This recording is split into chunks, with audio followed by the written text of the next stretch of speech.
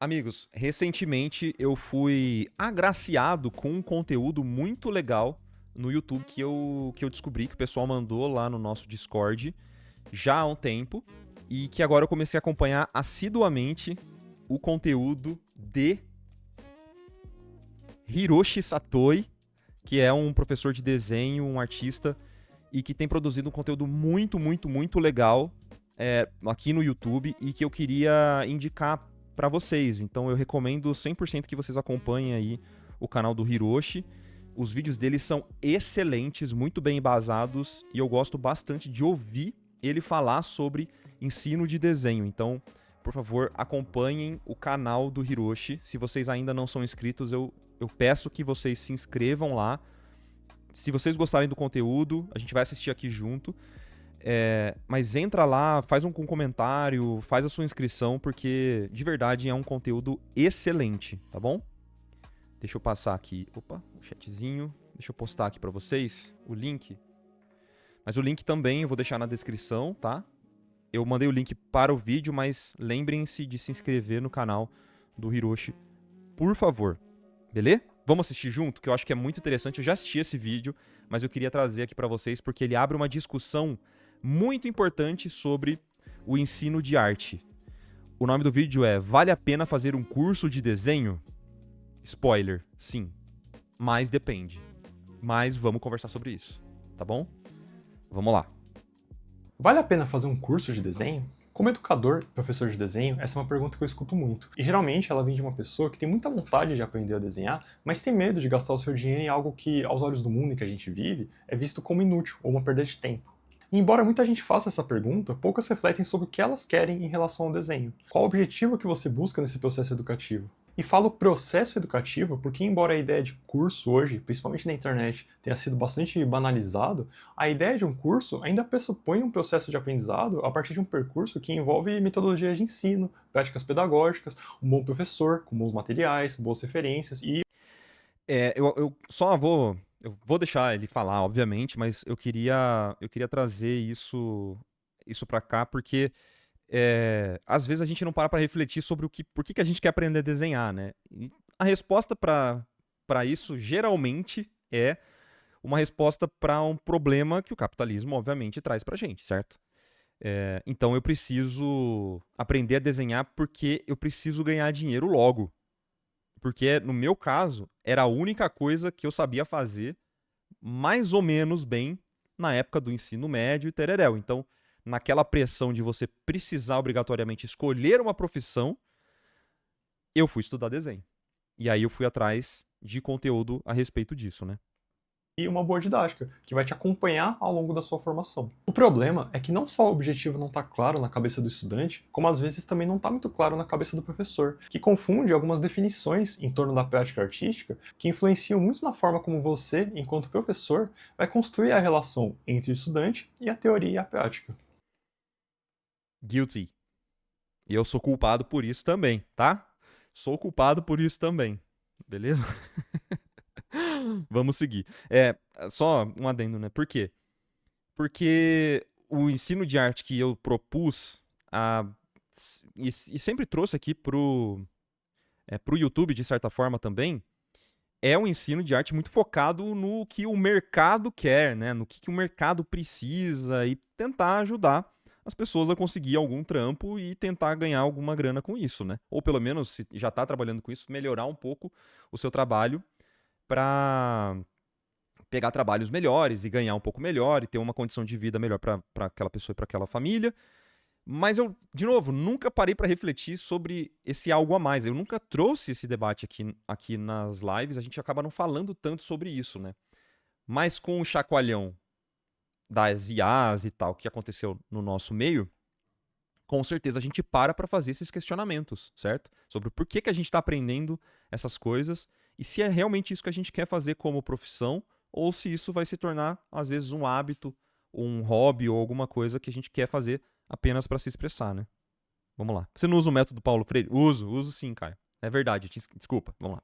O professor Luiz Kamitzer, também artista e teórico do ensino de arte, escreveu um texto chamado O Ensino de Arte como Fraude. E é a partir dele que eu quero trazer algumas contribuições.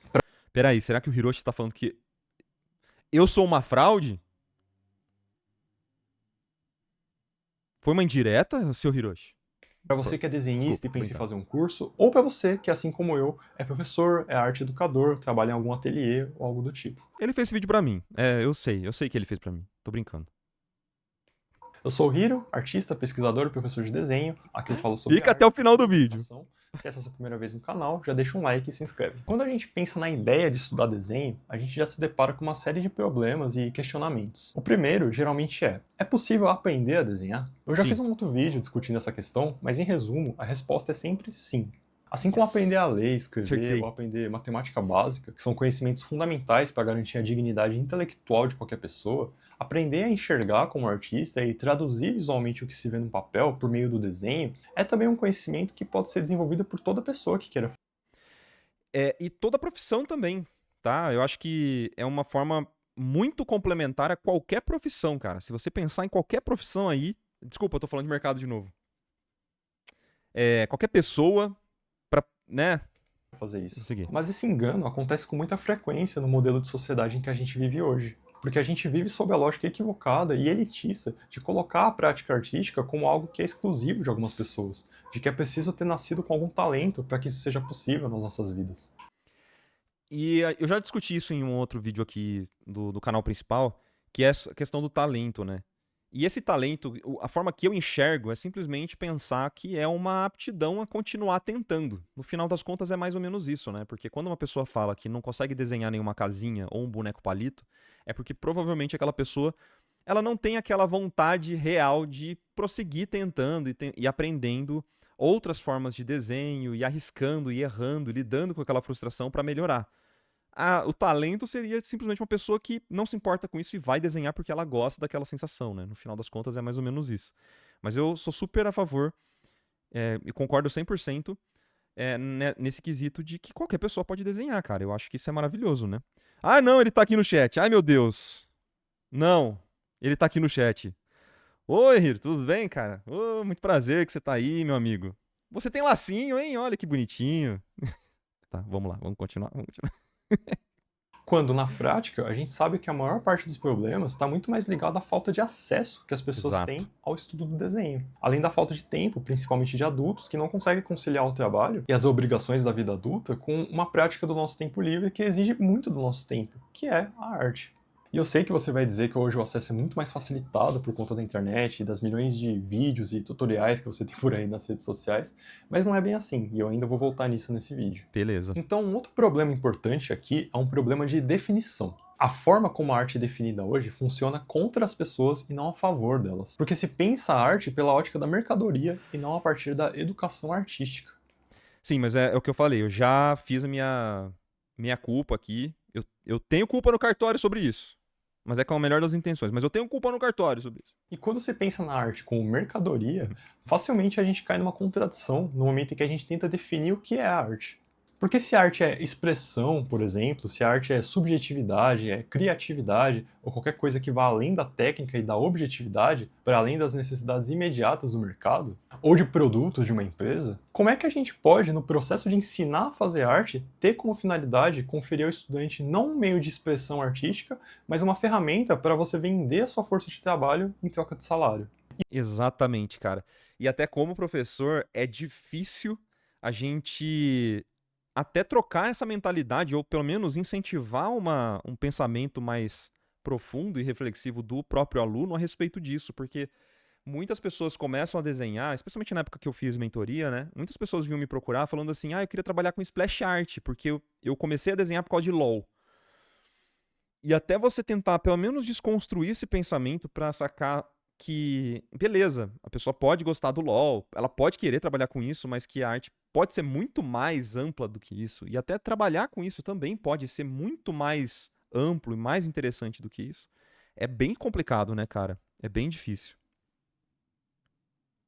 E por outro lado, se a arte for definida pelo mercado e pelas suas necessidades, ou seja, tem a ver com um produto que será vendido para um público específico, em um processo que envolve também pesquisa de mercado, publicidade e uma cadeia de produção, é possível ensinar os estudantes de forma objetiva, seja num curso, num ateliê ou numa universidade, a fazer arte? E se o processo criativo, por sua vez, é subjetivo e individual, Como é possível vender a ideia, a garantia de que um curso vai trazer algum resultado em um determinado período de tempo, por exemplo? É. Ou que o seu diploma em artes necessariamente garante que você vai estar empregado depois da sua formação? Espera um pouquinho. Vamos só ouvir de novo o que o Hiro disse, porque isso aqui é forte. Presta atenção, hein? De que um curso é subjetivo e individual, como é possível vender a ideia, a garantia de que um curso vai trazer algum resultado em um determinado período de tempo, por exemplo? Faça o meu curso e em 5 meses você vai ganhar em dólar, hein? Ai! Ai, que discursinho! Quem nunca ouviu um desse, hein? Ai, 6 meses de curso você vai estar ganhando em dólar. Me dê o seu dinheiro. Malditos! Desculpa. Vamos seguir. Ou que o seu diploma em artes necessariamente garante que você vai estar empregado depois da sua formação. Não dá. Não dá pra garantir. A não ser que tenha uma parceria direta com a universidade. Vamos lá. É possível pensar que a conclusão de uma graduação vai garantir a sua sobrevivência econômica? E eu nem vou entrar nesse vídeo na distinção entre arte e artesanato, se é que existe uma, mas esse é assunto para um outro momento. A educação formal de um artista não pode ser encaixada de maneira tão quadrada e objetiva dentro do formato, do percurso que um estudante vai passar ao longo da sua formação. Essa noção de que a gente entra num curso, numa faculdade, e a partir das disciplinas adquirir o conhecimento de uma determinada técnica que vai te configurar como um profissional e, consequentemente, te inserir no mercado de trabalho, onde você vai se valer dessa técnica para produzir algo enquanto trabalha, para receber salário. Não tem nada de errado em trabalhar com arte. A questão aqui... Ô, galera, passamos, hein? Passamos. Ufa. é que não há absolutamente nenhuma garantia disso a partir dos processos educativos. Exato. O que vai te conferir um trabalho ou uma perspectiva de subsistência enquanto artista não é um currículo, um diploma ou um certificado de curso. Isso tem muito mais a ver com tendências do mercado, seja no âmbito das galerias ou da indústria do entretenimento, em filmes, videogames e afins. Exato. E com a inserção no meio artístico, cuja restrição não está atrelada tanto à posse de um diploma, mas muito mais uma questão de classe social, por exemplo. De quem pode acessar esses espaços e ter o seu trabalho devidamente reconhecido, valorizado, dentro da lógica monetária do nosso sistema econômico. E, na verdade, quando a gente pensa na formação educacional enquanto construção do conhecimento, isso não deveria fazer sentido em nenhum curso, não só no de artes, né? A construção do conhecimento diz respeito a um processo educacional, pedagógico, muito mais amplo e que não deveria estar submetida à lógica mercadológica de ensino. Mas, infelizmente, tudo isso está sujeito a essa lógica. Desculpa, eu vou fazer mais uma interrupção pequena, a gente já volta. Eu teci várias críticas a respeito da Unesp, por exemplo, quando eu estava me formando e fazendo a faculdade, porque eu não conseguia ver conexão das coisas que eu estava aprendendo na universidade com as coisas que eu queria trabalhar no mercado. E isso aqui foi uma disrupção que eu tive que fazer ao longo de muito tempo da minha vida para entender que, na verdade, a universidade ela não existe. Ela não deveria existir, pelo menos, para atender às necessidades do mercado. Ela está ali para formar cidadão. Ela está ali para formar um pensador. Está ali para formar alguém com um raciocínio lógico, crítico, certo? E pensar o mundo de uma forma diferente e trazer essas, se for o caso e a vontade do artista ali, trazer aquele desenvolvimento e aquela formação para complementar o mercado de alguma outra forma, né? Para poder influenciar também o mercado. Mas ela não está ali para atender às necessidades do mercado, porque principalmente a universidade é uma estrutura de décadas, sabe? Tipo, centenárias. Se ficar simplesmente atendendo essa vontade do mercado, ela não vai conseguir dar conta de ficar suprindo simplesmente as tendências. Porque a tendência muda sempre, muda todo ano, todo mês, né? Tipo, é só ver todas as revoluções que a gente teve, revoluções entre aspas de software, de formas de produzir arte, nos últimos anos, assim, nos últimos meses, né? As coisas mudam muito rápido. E eu não acho hoje em dia, eu mudei a minha opinião, eu não acho hoje em dia que a universidade deveria se curvar ao mercado. Eu mudei muito a minha opinião. Mas isso demorou bastante tempo. Eu lembro que eu teci críticas até no Iconicast mesmo, nessa metodologia da Unesp de não pensar o mercado. Porque naquele momento a minha dor era que eu precisava sobreviver e eu precisava trampar. Essa era a minha dor, né? Mas depois a gente começa a refletir e a entender que a gente estava falando sobre coisas mais amplas, né? Coisas que, assim, são mais interessantes a longo prazo e não só de curto prazo, né? É assim que as coisas funcionam hoje. Mas o que eu quero dizer com isso, né? Que a capacidade de fazer arte, enquanto ferramenta de trabalho que se adquire através da educação formal, seja em cursos universitários, em ateliês ou em cursos livres, se torna também uma mercadoria. E, portanto, opera sob a lógica do mercado e direciona sua formação nesse mesmo sentido. A educação tem se tornado cada vez mais um produto comercial de consumo. E diferente do que deveria garantir a nossa Constituição, o acesso à educação tem sido cada vez menos um direito fundamental, um processo de formação emancipatória. Tem se tornado, afinal, uma forma de consumo, uma forma de consumo, inclusive, bastante cara. Nos Estados Unidos, por exemplo, onde a educação já deixou de ser um direito faz tempo, fazer uma faculdade de artes minimamente decente vai te custar pelo menos $200.000. Isso é muito real, cara, e é muito triste. Você vê os alunos saindo ali da Cal Arts, enfim, não vou citar as universidades, mas sai de todas as universidades ali que você pode imaginar que são famosas, sai com uma dívida milionária, cara. Como é que pode isso? O cara vai entrar no mercado já endividado até o teto, bicho. É muito louco esse sistema dos Estados Unidos, assim. É ridículo. Eu lembro que teve uma revolta, entre muitas aspas, assim, na época do Facebook ali, quando a gente começou a ter mais contato com os artistas estrangeiros, uma revolta deles em relação a essa questão do ensino, cara. De tipo, cara, para de fazer faculdade aqui nos Estados Unidos porque é simplesmente imoral. É imoral. Tipo, faça o meu curso, no caso. E surgiram vários cursos online, né? Pra tentar sanar essa questão, porque é muito triste, né, velho? Para nós brasileiros, é um investimento milionário em algo que não te traz nenhuma garantia de trabalho no futuro. E no Brasil, a gente até tem excelentes universidades públicas, né, mas a gente sabe que o acesso a elas é extremamente excludente, Sim. que através do vestibular deixa muita gente de fora, principalmente as pessoas que vêm de condições sociais e econômicas mais precárias. E que as boas universidades particulares também não são baratas, custam 2, 3 mil, 4 mil reais uma mensalidade de um curso que também dura 3, 4 anos e que não te traz qualquer garantia de trabalho no final.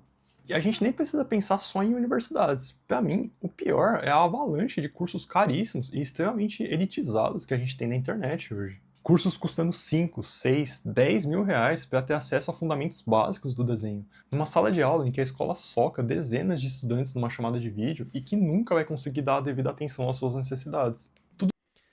Só um adendo a isso, porque, na verdade, esses cursos que são bem caros, eles, na verdade, não são sobre o fundamento. Só um adendo. Hiro, se você me permitir, eu queria fazer um complemento sobre isso. Eu não quero dizer que isso é certo ou errado, mas é o ponto. Esses cursos que são mais caros que existem a rodo sobre fundamentos, eles não são sobre fundamentos. Porque fundamentos você aprende vendo vídeo no YouTube, você consegue, né, minimamente ali aprender os fundamentos e tal.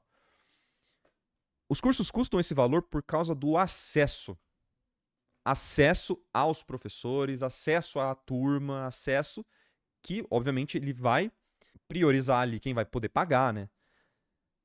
Então, não é sobre o conteúdo. Esses cursos que são mais caros, eles nunca são sobre o conteúdo. É sobre acesso ao professor, acesso a quem já está no mercado, é para ter contato. É meio isso, em resumo. Se a gente for pensar de uma forma muito crua, é meio isso. Porque aprender fundamento, cara, você aprende de qualquer jeito. Você aprende, tá? Tudo isso sob a promessa de ganhar em dólar, se inserir no mercado e ganhar altos salários. Nada disso é garantido, mas o mercado de venda de cursos te orienta a prometer o acesso ao mercado de trabalho. E isso acontece porque a educação se tornou mercadoria, e essa mercadoria é voltada para formar mão de obra, para preencher vaga em empresa enquanto você ainda é necessário para elas, enquanto elas ainda não são capazes de te substituir por inteligência artificial. E nunca é você quem define o que você vai fazer, o que você vai pintar, ilustrar, desenhar nesses cenários. O mercado capitalista nos ensina que se um objeto pode ser vendido como arte, ele é arte. E isso é fato. Hoje, no contexto em que grandes empresas de streaming, de jogos e big techs dominam a indústria de entretenimento, todo mundo que é artista sabe que é muito mais difícil ser reconhecido por um trabalho autoral do que, por exemplo, fazendo fanarts de League of Legends, de Pokémon ou de algum anime que está na moda. E muitos, a enorme maioria, na verdade, acaba se submetendo a isso porque precisa conseguir monetizar a própria arte para garantir uma subsistência. Isso tudo tem a ver com o que eu falei mais no início do vídeo em relação à definição do que é arte. Para o Kamentzer, a arte, no seu sentido mais puro, é uma forma de expansão do conhecimento. Para mim, isso vai até um pouco além. É uma linguagem e, portanto, um meio pelo qual a gente não só acessa o conhecimento, mas também o produz. e se produz conhecimento para que a gente se emancipe da ignorância. Comercialização e a mercantilização da arte tem como intenção inverter completamente essa lógica. Se é o sistema econômico que decide do que será feita a arte, a sua prática, a sua produção deixa de ser um processo emancipatório para se tornar um processo de reprodução da alienação. O que eu mais recebo de comentário nos vídeos do meu canal é gente falando que sempre gostou de desenhar na infância, mas que em algum momento da vida fazer arte virou uma cobrança, virou algo que gera angústia e que já não tinha mais essa paixão em que em algum momento ela teve. Isso nada mais é do que uma consequência da forma como a sociedade impõe a nossa relação com a arte, tratando a arte como mercadoria, como moeda de troca. Cursos de desenho, portanto, deveriam deixar claro se o seu intuito é formar artistas, criativos que vão, a partir da sua prática, construir novos conhecimentos, ou se o intuito é formar profissionais, formar pessoas para trabalhar em grandes conglomerados de entretenimento. Porque não há nada de errado em ensinar uma técnica para um objetivo profissional específico. É justo, é lícito, é necessário dentro do contexto socioeconômico em que a gente vive. O que é necessário é saber diferenciar essas duas coisas, seja enquanto estudante, seja enquanto professor. Exato. Você que ensina desenho, você que ensina pintura... Lá vem. Agora é pra mim. Vamos lá. Vamos lá. Por exemplo, você já refletiu sobre o que você ensina ou você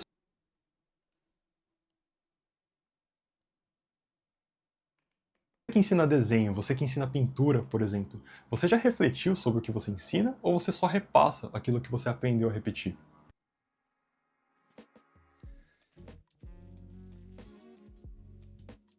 E aí, pessoal, esse foi o vídeo. Espero que vocês tenham gostado. Não se esqueçam de se inscrever ali no canal do Hiroshi, tá? Do Hiro. Cara, é pedrada atrás de pedrada. Eu recomendo totalmente que vocês assinem o canal dele ali, comecem a acompanhar, porque o cara é fogo. E ele fala bem, hein? Hiro, de verdade, mano, toda sorte do mundo. Espero que a gente traga mais vídeos aqui também. Espero que dê tudo certo com o seu canal, que cresça, porque você tem tudo pra estourar, mano. Você é muito bom. Eu gostei muito do teu canal. Então, toda a força, todo apoio da nossa comunidade pra você. Beleza, Hiro?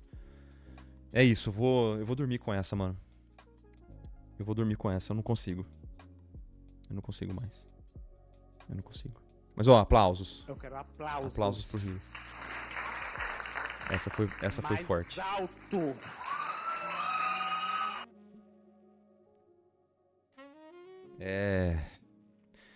Bom, vai lá assistir o resto do vídeo, tá? Eu não vou passar completamente aqui o vídeo, mas vai lá assistir, tá? Vai lá. Você acabou de assistir a um corte de um conteúdo que está disponível lá no nosso canal principal. Eu vou deixar o linkzinho aqui para vocês poderem assistir. E aqui embaixo eu vou deixar o link de um outro conteúdo parecido com esse que talvez vocês também gostem de assistir. Não se esquece de se inscrever nesse canal de cortes aqui também. A gente se vê na próxima e tchau, tchau!